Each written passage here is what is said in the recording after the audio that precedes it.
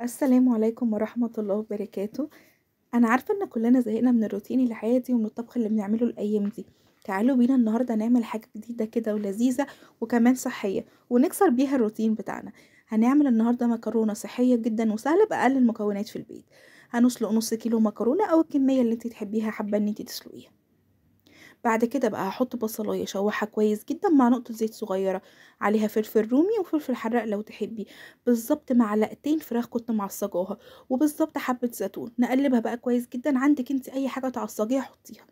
بعد كده بقى احط عليها المكرونه بتاعتي المسلوقه اللي انا سلقتها زي ما انتوا شايفين.